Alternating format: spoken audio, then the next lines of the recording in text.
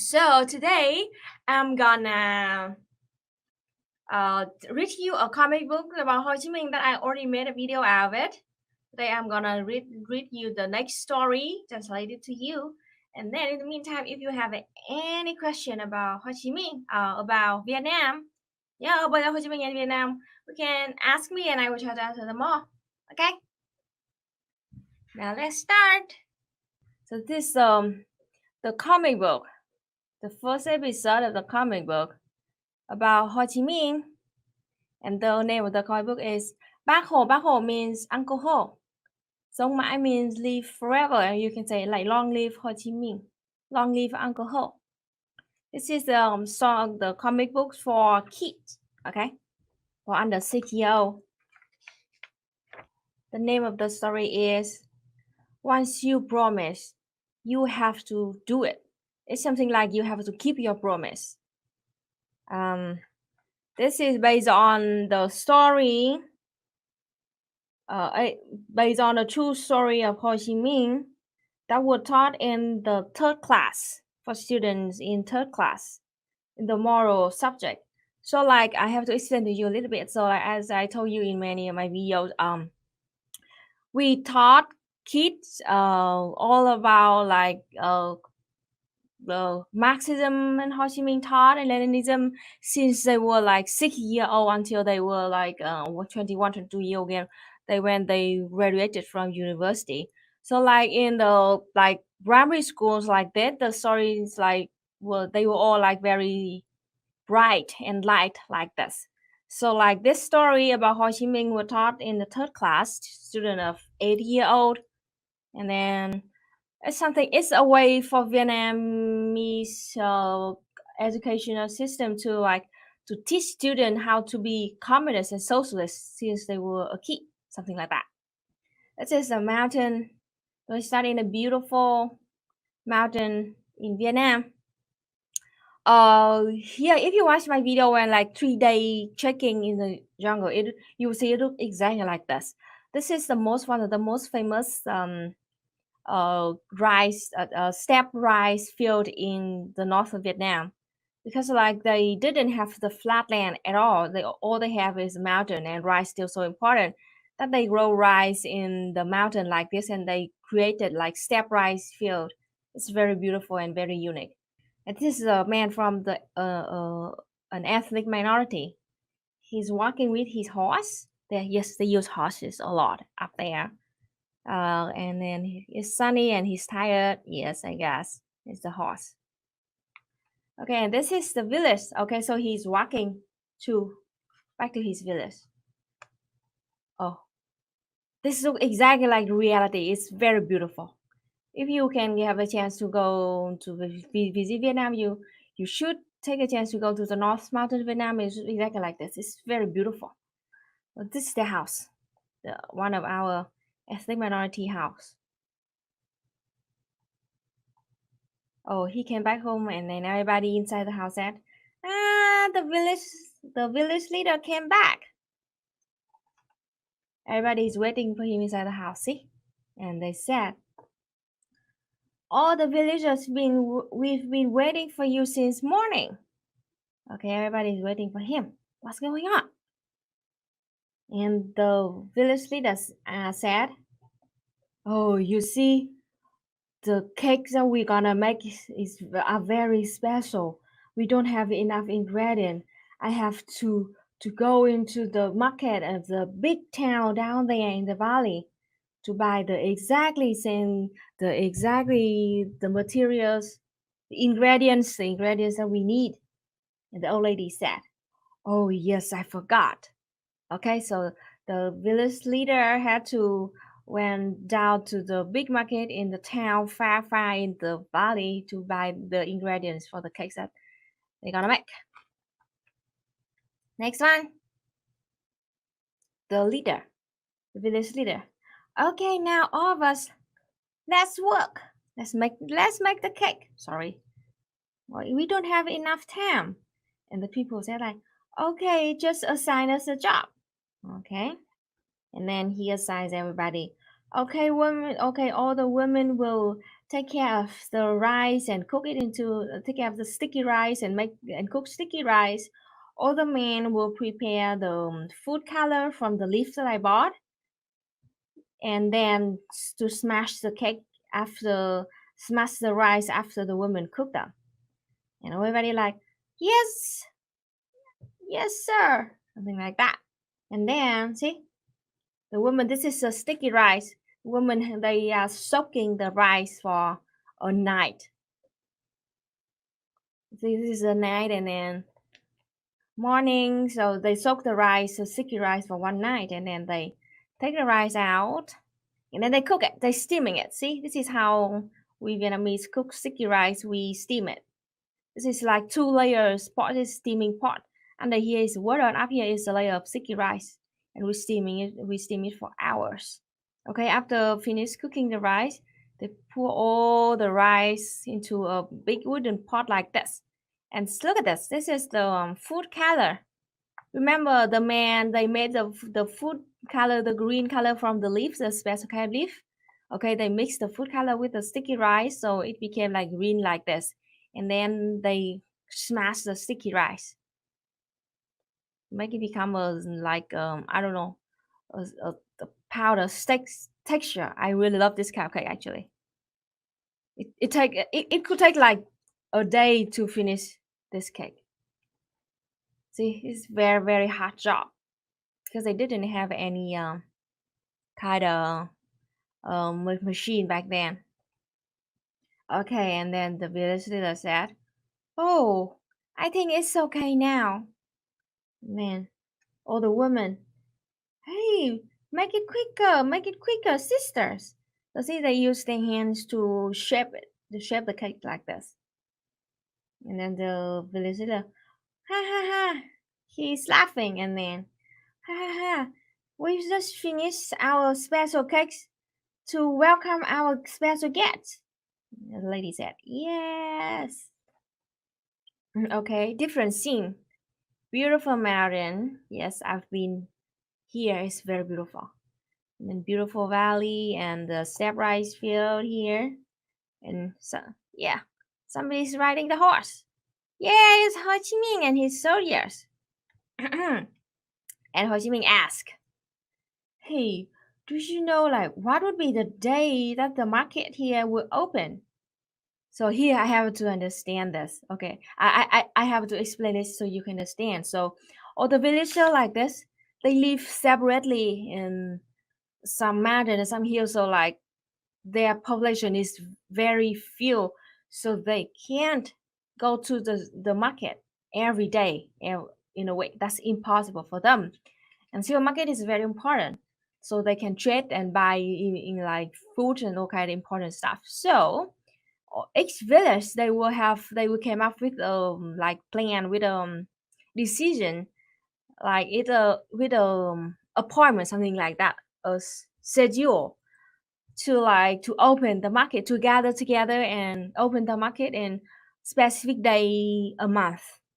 So because like that's not market every day everywhere, so that's why Ho Chi Minh have to ask like on what day which market will open. So the soldiers answer him, "Uncle." So everybody call Uncle Ho Uncle. Okay, it doesn't mean we are family members. It's just like everybody call him Uncle. Um, "Uncle, the Nazang market would be open in the first and the sixth of the month." So see, the Nazang market will open on the first and the sixth of the month, and the Bản Giới market will be open on the fifth and the 10th. And Sau Hà and Tổng Cọp markets, they will be open in the second and the seventh. The Nạm Nhũng market will be open on the fourth and the ninth. Yeah, wow, good. So see, each market in each village will be open in different day. So like if you want to go to market on that day, you have to check like, oh, okay, this day which market will open, and then you will have to go there. Uncle said, "I want to go to the market to buy a silver bracelet." the silver bracelet for the wrist. And then he's so young. He's like, they didn't know what's going on, and they're like, huh? Huh? And he asked, Uncle, it's very far from here to the market. If we ride the horse, it would take us about 1 hour. And why do you have to buy a bracelet? What for? And Uncle Ho said, when the time when I left the Pakpor cave, there was a little girl from the village walked with me to the gate of the village, and she asked me to buy her a silver bracelet if I ever come back. So here's the thing. That's one context that I have to tell you. So like in about 1940, 41, before we got our communist revolution in 1945, Ho Chi Minh spent years living in a cave in the North Mountain of Vietnam. He literally lived in a cave, okay? Because like we had to live in the mountain to fight against uh, fascists, the Japanese fascists. It's very hard time. So when he left, there was a little girl from the village walked with him to the gate when he left and asked him if he ever come back, please buy her a silver bracelet. Okay, and Uncle Hope say, now finally I have a chance to go back to her village, so I want to buy her a bracelet, and I don't want to let her down.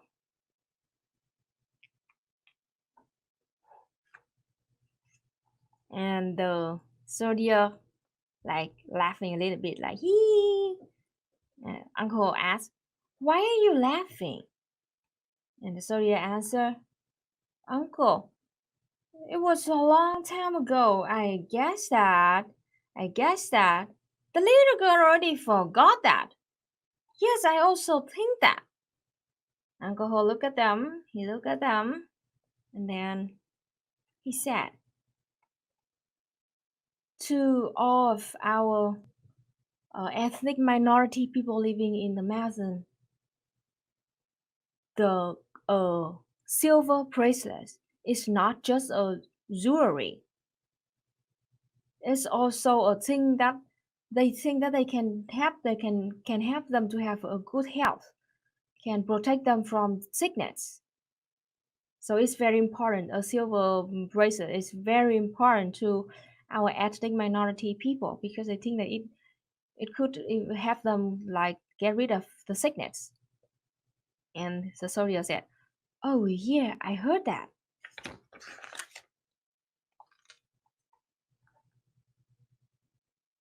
And Pure Alcohol also said, and once the children ask us, the grown-up people, to buy them something, it means that thing is very important to them.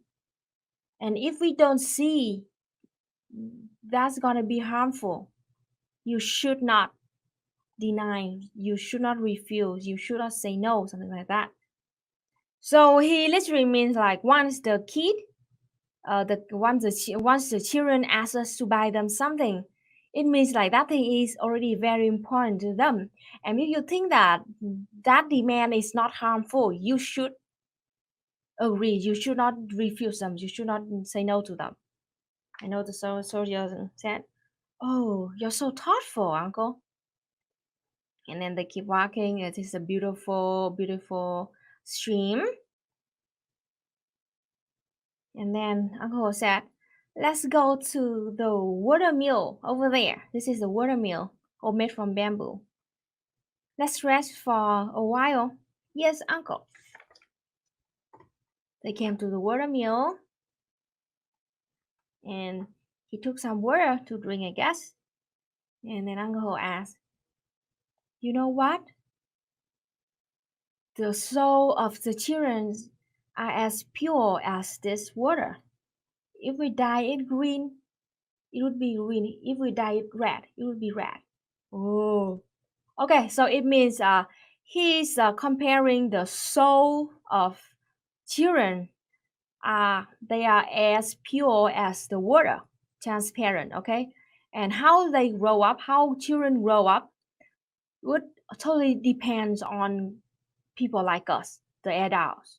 So that's why he said, like, when if we dye the water blue, if we dye the water red, it will be red. If we dye the water blue, it will be blue. It totally depends on us.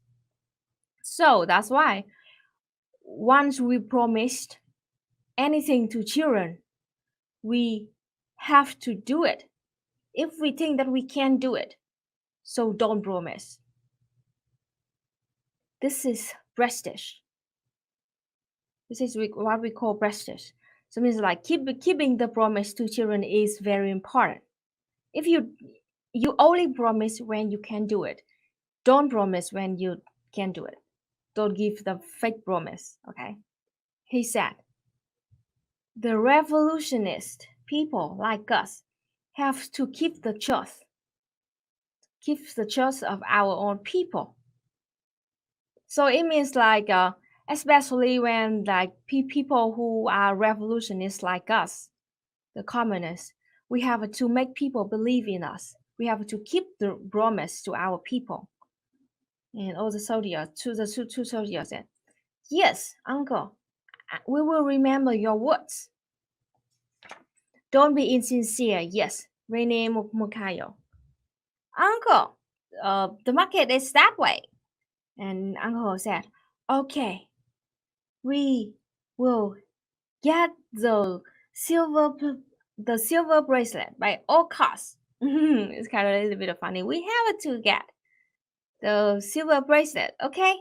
And the soldier answered, yes, yes. And then they ride a horse. I love it when they drew like the horse like out of the frame a little bit like this. Very cute. And then go back to the village where villagers are waiting for their guests. It's beautiful. And then the old lady asked the village leader, hey, are you sure that Uncle Ho will go to our village today? Everybody is waiting and they're confused because they're waiting for so long but hasn't seen Uncle Ho yet. And the village leader, uh, uh, the, the district government informed me that. I don't know. And then he said, oh, see, look at that over there. And then Ho Chi Minh came, Uncle Ho came, yay. And then the village leader, yes, it's Uncle Ho. It's Uncle Ho. Everybody's so happy. They all ran and to welcome Uncle Ho. Uncle Ho came, Uncle Ho came. Everybody, and Uncle Ho said, hello, everybody. Hello, Uncle Ho.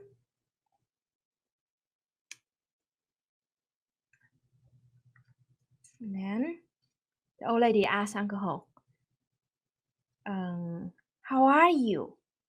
And Uncle Ho answered, I'm fine, thank you.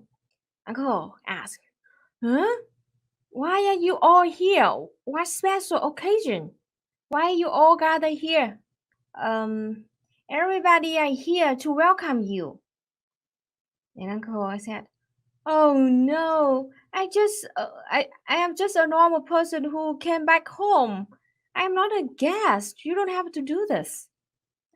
People answer him, Uncle, everybody miss you so much. And finally, we got a chance to see you again. We're all so happy. The leader of the village is inviting him to try the cakes that they've been preparing for him. And Uncle Ho asked, oh, why do you have this kind of cakes today? And the villagers like smile, and the soldier like they didn't understand like why Ho Chi Minh asked that question. They didn't understand. Now, let's see. Uncle said, this kind of cakes, you only have this kind. Our like our ethnic minority people only have make this kind of cake in their New Year's Eve. It's very important, so they only make it in New Year's Eve. And today is not New Year's Eve. And the soldier asked, "Oh, yes, yes." And then the old lady answered him, Uncle, the day that we go back to Kabang province, to us, this is our New Year's Eve. We are as happy as in New Year's Eve. That's why they made this cake for him." And he's like, "Oh, I see. I'm very thankful for the love that you got in me, that you got for me." And the old lady said, "You sacrificed your whole life to this country.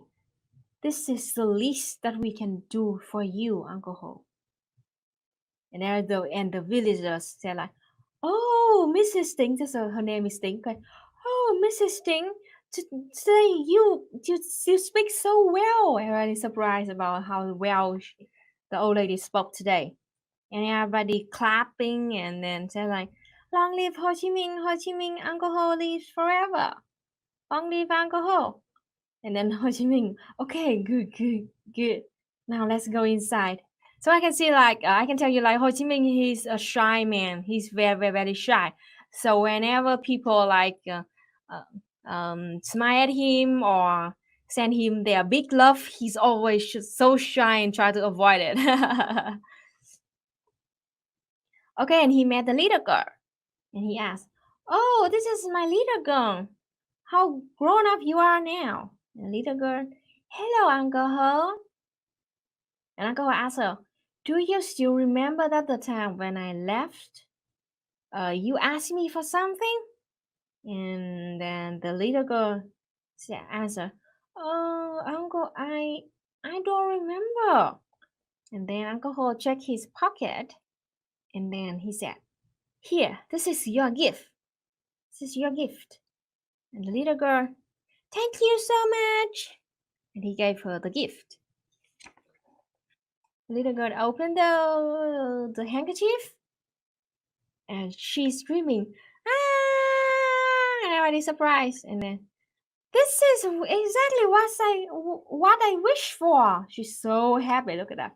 She's been wishing for a silver bracelet for so long time.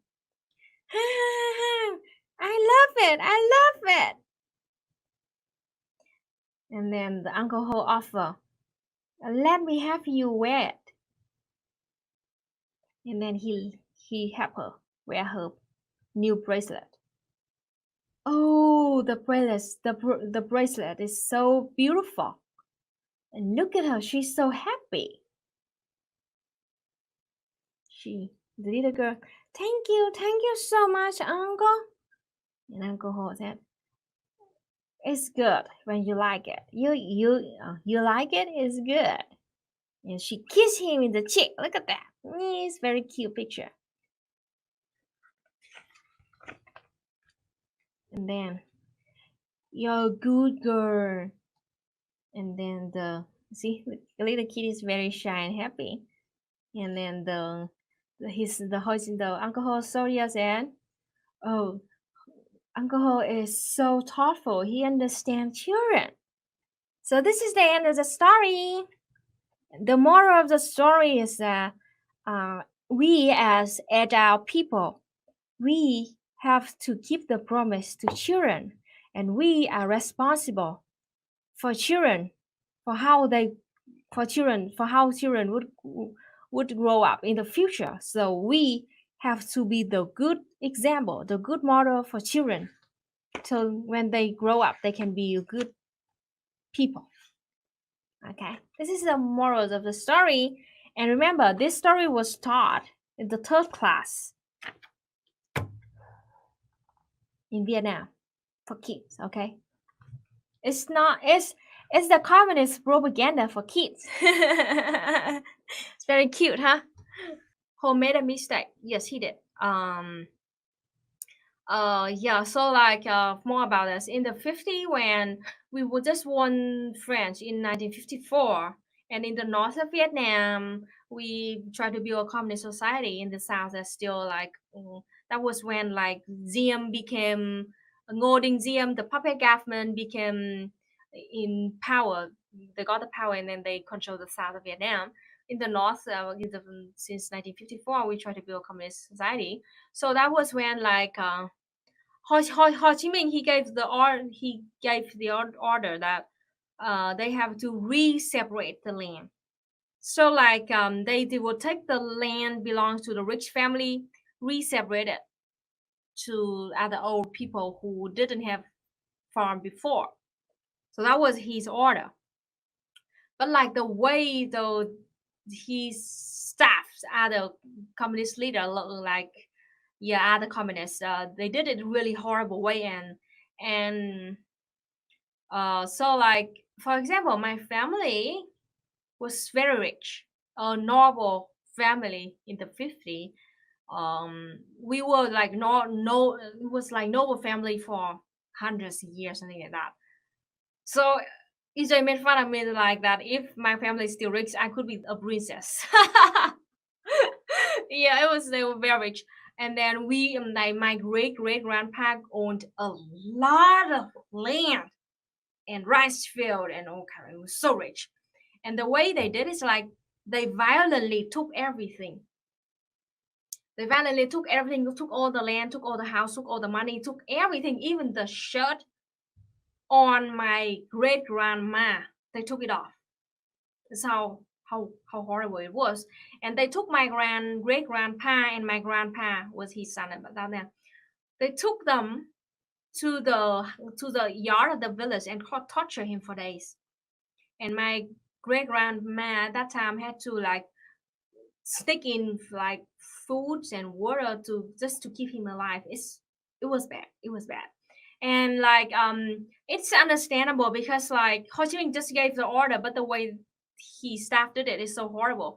And then like because of hundreds of years of exploiting, so all the poor farmers hated my family so much because yes, we were fucking like we exploited like generations of people to be that rich. I understand. I am not on that side. Okay, I'm to the communist right now, but like, yeah, they've been exploited and tortured for decades, for 100 years. That's why they hated my family so much, and they tortured my grandpa really bad, my great grandpa really bad, and they took freaking everything.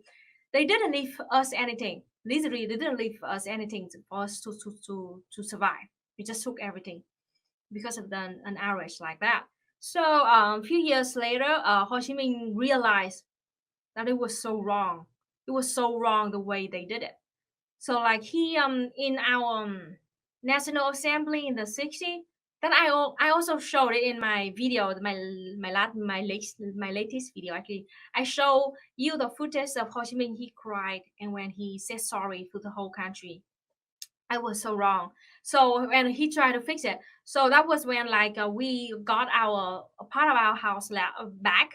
So like my grandma still live in that land now. When like they gave it back to her, and gave the house back, and then gave the piece of land back, just as normal as other farmers. So that's how the story ended. That's it. That was the biggest mistake that Ho Chi Minh did in the 50s and 60s. Yesterday in Twitter, EJ showed me a tweet about like how the fight, like it's like the Vietnamese fought against the France and America. It didn't become. It didn't be. It was not because of nationalism. It because of It because like those people were brought together because of like how exploited and how traumatized and yeah, how they were treated. It was like it's wrong. It's wrong though because like the thing that brought Vietnamese to fight together was our nationalism. And hey, uh, please don't consider Vietnamese nationalism is as the same as white nationalism. Okay, please don't mistake that. So it's like I've been seeing this for a week or two now on Twitter. Like a lot of people still think that all nationalisms are bad. They are all bad the same because they have so little knowledge of the different kind of nationalisms. The nationalism of the oppressor is totally different from the nationalism of the oppressed. Okay, so Vietnamese socialism, as long as the same as black nationalism or Irish nationalism or all kind of nationalism like that, oppressed people. Like our nationalism means like we love our motherland, we love our country, but we do not think that we are the best country of the world. We don't think that our race, example, the Vietnamese, think that Vietnamese is superior to other people. And we never want to invade other country. It's not our nationalism. Our nationalism is that we love our country and we just want it to be free. We just want other countries, other yeah, capitalist countries to fucking leave us alone. And that's like, please, if anyone now that you still think that all nationalisms are the same and they all bad, please reconsider that. This is not true. I think that we should find another word for that, but for now we can't use another word to explain that because it's a kind of nationalism, but it's nothing. It's nothing like white nationalism. It's nothing like fascist. Thank you so much for being here with me, for talking to me, and listen to my The Luxury Gay Space Communist book. Thank you so much. Um, have a good night. Have a good day. Sweet dreams. Talk to you later. See you next week in my next mooncast. Bye bye. Love you all. Bye bye.